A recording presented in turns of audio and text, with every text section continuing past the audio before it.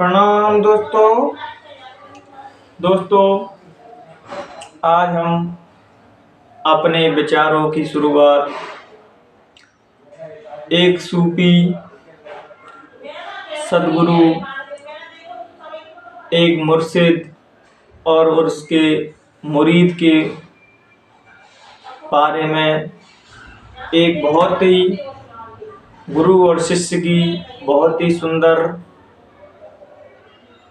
कहानी बताने जा रहे हैं कि गुरु और शिष्य का कितना अटूट प्रेम रहता है। जो संसार का सबसे बड़ा प्रेम होता है। जो शिष्य अपने गुरु से बेसहा मोहब्बत करता है, इश्क करता है दोस्तों, तो मुर्शिद उसको उस मुरीद के लिए रूहानियत का द्वार खोल देते हैं। दोस्तों, बिना मुर्शिद के रूहानियत के द्वार किसी के लिए नहीं खुलते। जिसके जीवन में कोई गुरु नहीं है, कोई मुर्शिद नहीं है, तब तक वो रूहानी यात्रा पर वो सफल नहीं हो सकता, रूहानियत यात्रा पर नहीं निकल सकता मित्रों। तो चलिए दोस्तों, हम बताते हैं एक गुरु और शिष्य की कहानी, एक मुर्शिद और एक मुरीद की कहानी। तो दोस्तों, एक जंगल में एक गुरु, एक मुर्शिद और एक शिष्य रहता था और वो अपने गुरु से बेसहा मोहब्बत इश्क करता था। उनकी सेवा, चरण दबाना, जंगल से नदी से पानी भर के लाना, उनकी सेवा में लगा रहता। लेकिन उसके मन में एक विचार चलता रहता, क्यों ना मैं मदीना घूम आऊं, मदीने के दर्शन कर आऊं। क्योंकि दोस्तों, हमारे जो मुस्लिम भाई हैं वो लोग कहते हैं उनकी सबसे बड़ा धार्मिक स्थान, सबसे बड़ा तीर्थ मदीना होता है दोस्तों। तो उसके मुरीद के भी अंदर चल रहा था कि मैं मदीना घूम आऊं। ऐसे ही दिमाग में चलता रहा। जब काफ़ी दिन बीत गए तो उनके गुरु मुर्शिद ने पूछा कि मैं देख रहा हूं आपके अंदर बहुत दिनों से कोई बात चल रही है, लेकिन आप मुझसे कहने में हिचकिचा रहे हैं। कृपया आप बेझिझक होकर मुझसे बात बताइए क्या है। तब वो कहने लगे, हे गुरुदेव, हे प्यारे मुर्शिद, मुझे मदीना जाना है। तो मैं डर रहा था, हिचकिचा रहा था, क्या मैं आपसे आज्ञा ले लूं? तो मैं आपसे आज्ञा लेना चाहता हूं, क्या मैं मदीने जा सकता हूं? तब उनके गुरु कहने लगे, मुर्शिद, मदीने जाने की क्या ज़रूरत है, यही मदीना है। दोस्तों, संत महापुरुष, उस खुदा के सच्चे बंदे, वो चलते फिरते दोस्तों तीर्थ हैं, चलते फिरते मदीने हैं दोस्तों। जो उनसे सच्ची मोहब्बत करता है, सूफी संत कहते हैं, जो उनसे सच्चे इश्क करता है, तो उस मदीने के ही दर्शन वो यहीं करा देते हैं। इसलिए उनके मुर्शिद ने बोला कि क्या ज़रूरत है, मदीना तो सब जगह है, यहाँ भी मदीना है। तो लेकिन गुरु ने तो कह दी, लेकिन वो मुरीद नहीं समझ पाया उस बात को और कहने लगा, ये कैसे गुरु हैं, ये कैसे पीर हैं, ये कैसे मुर्शिद हैं कि मुझे मदीना ही नहीं जाने दे रहे। उसके अंदर यही विचार चल रहे थे और उसके अंदर गुरु के प्रति, मुर्शिद के प्रति श्रद्धा भी थोड़ी नफरत में बदलती जा रही थी कि ये कैसे गुरु हैं कि मुझको आज को नहीं जाने दे रहे, मदीने को नहीं जाने दे रहे। ऐसे महीना 2 महीना बीते दोस्तों। अब वो सेवा में निरंतर लगा रहा। जब एक बार गुरुदेव सतगुरुदेव मुर्शिद उस खुदा की इबादत में डूबे थे, तो उसने क्या किया, सुबह जब पानी भर के लाया, तो जब वो मटका मुर्शिद की कुटिया में खोल के जा रहा था, तो क्या देखा सुबह दोस्तों कि गुरु वगैरह मुर्शिद तो वहाँ कोई नहीं दिखाई दे रहे थे। वहाँ देखा तो मदीने के भव्य दर्शन हो रहे थे दोस्तों। ये देख के मुरीद पछाड़ खा के गिर गया और रोने लगा, हे मुर्शिद, हे मेरे कामिल मुर्शिद, मेरे सतगुरुदेव, मुझे माफ़ कर देना।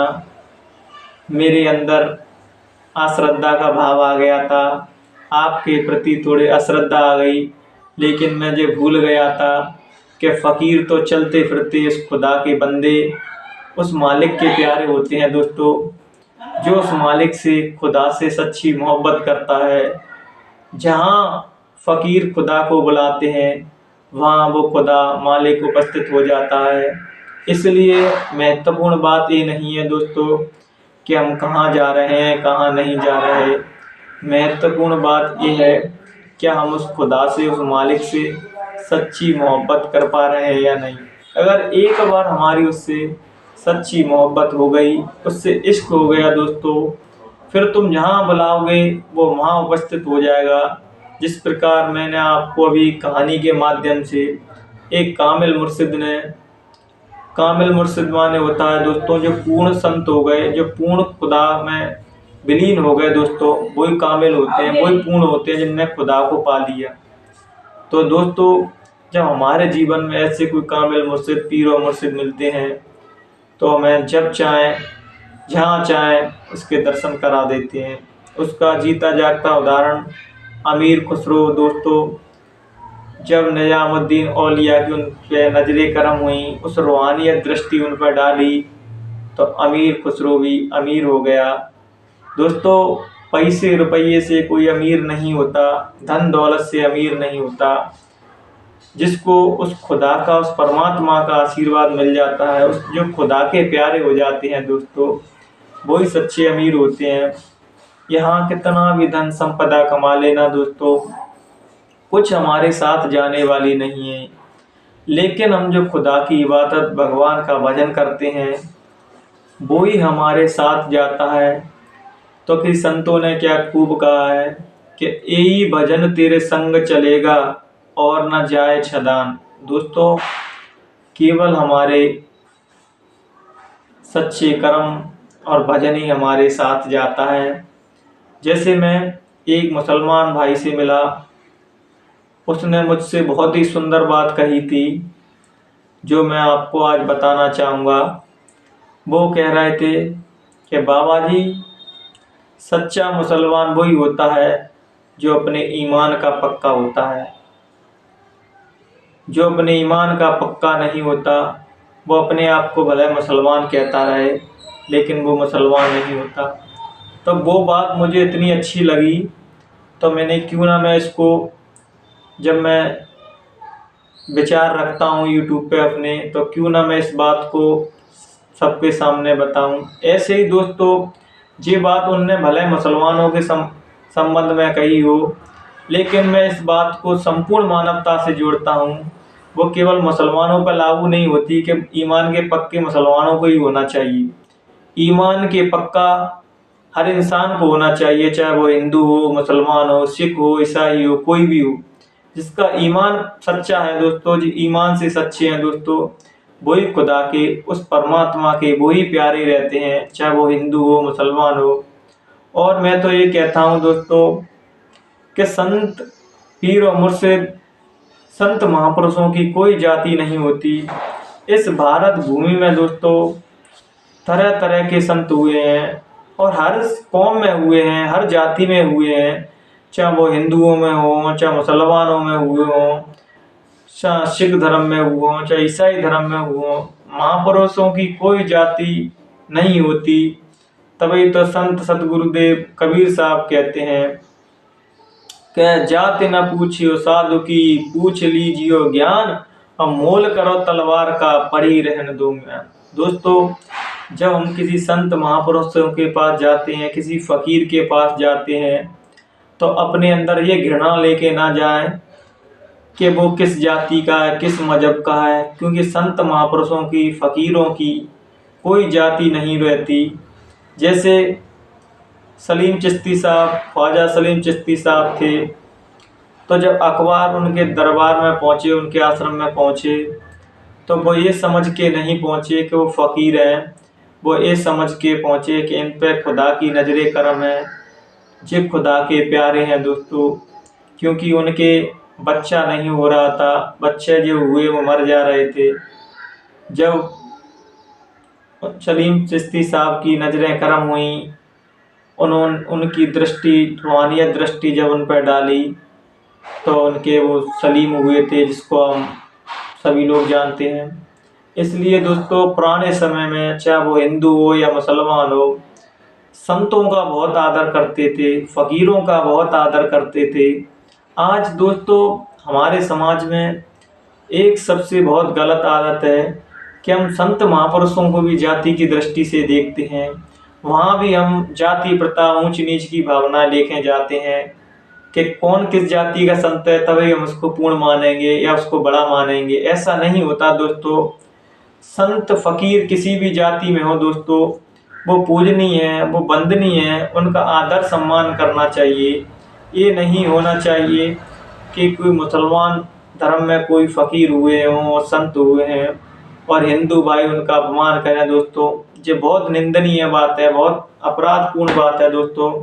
संत कोई भी हो, उनका आदर करना चाहिए। वो कहते नहीं कि जात पात पूछे नहीं कोई, हरि को भजे सो हर कोई हुई।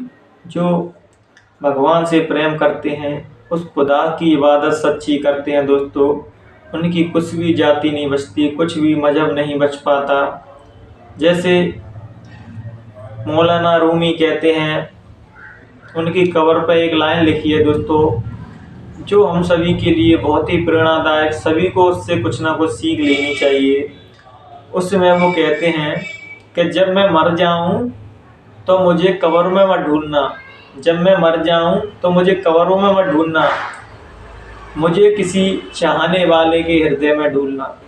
ऐसे ही दोस्तों, हम खुदा को, उस परमात्मा को मंदिर मस्जिदों में तो ढूंढते हैं, लेकिन किसी फ़कीर के अंदर, किसी संत के अंदर, किसी प्रेमी के अंदर नहीं देखते जो खुदा से बेसहा मोहब्बत करता है। जब वो नूर आता है खुदा का, तो वो साधक का, फ़कीर का नहीं रहता दोस्तों, वो उस मालिक का ही रहता है दोस्तों।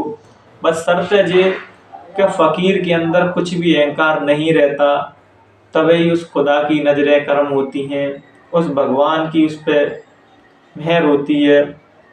इसलिए दोस्तों, आपको साधना पथ पर चलना है, इस आध्यात्मिक रूहानियत के मार्ग पर चलना है, तो आपके अंदर जिस दिमाग में कचड़ा नहीं होना चाहिए। एक तो जात पिता की भावना नहीं होना चाहिए, ऊंच नीच की भावना नहीं होना चाहिए। संत मैं उसी को कहता हूँ दोस्तों, जो सबसे मोहब्बत करे, चाहे वो हिंदू हो, मुसलमान हो, सिख हो, ईसाई हो, सबसे मोहब्बत इश्क करे। जैसे दोस्तों, मेरा स्वभाव दोस्तों एक ही है कि मैं किसी भी व्यक्ति में भेदभाव, किसी व्यक्ति को ऊंच नीच की दृष्टि से नहीं देखता। सभी उस मालिक के प्यारे हैं, सभी पूजनीय हैं, सभी की इज्जत करनी चाहिए, सभी की रिस्पेक्ट करनी चाहिए, चाहे हिंदू हो, मुसलमान हो, सिख हो, कोई हो। सबसे जब आप प्यारे करोगे, सबसे मोहब्बत करोगे, तभी खुदा के प्यारे बन पाओगे, भगवान के प्यारे बन पाओगे, उस मालिक के प्यारे बन पाओगे। अगर आप किसी से घृणा करते हो, ऊंच नीच की भावना रखते हो, हिंदू मुसलमान की भावना रखते हो, तो आप खुदा के, भगवान के प्यारे नहीं बन सकते। इसलिए सभी से प्रेम करो, सभी से मोहब्बत करो। यही उस खुदा का हम लोगों से कहना होता है कि जब हम किसी से नफ़रत करते हैं तो कहीं ना कहीं हम खुदा से भी नफ़रत करते हैं। इसलिए जो सभी से प्रेम करते हैं वही खुदा के प्यारे रहते हैं, उन पर ही खुदा का नजर करम होता है। इसलिए खुद को खाली करो, तभी तुम्हारे अंदर खुदा उतरेगा। जब तक खुद के अंदर कचरा भरा पड़ा है कि मैं हिंदू हूँ, मुसलमान हूँ, जब तब तक कुछ नहीं कर पाओगे दोस्तों। जो सब चीज़ों को उतार के फेंक दोगे, ना मैं हिंदू हूँ, ना मुसलमान हूँ, ना सिख हूँ, ना ईसाई हूँ, मैं तो कुछ नहीं हूँ, सब तू ही तू है, तब हम खुदा को पहचान पाते हैं। जब तक हमारे अंदर मैं, अहंकार, ईगो जिंदा है, तब तक उस मालिक को, खुदा को नहीं जान सकते। जिस दिन से हमारे अंदर से अहंकार, मैं खत्म हो जाती है, उस दिन हम मालिक के प्यारे हो जाते हैं। इन्हीं विचारों के साथ हम अपनी वाणी को विराम देंगे। और मित्रों, मुझसे कहने में, सुनने में, किसी भाई को समझाने में कोई भी अगर शब्दों से किसी को ठेस पहुंची हो तो कृपया अपना बेटा समझ के, छोटा भाई समझ के मुझे माफ़ कर देना। प्रणाम दोस्तों।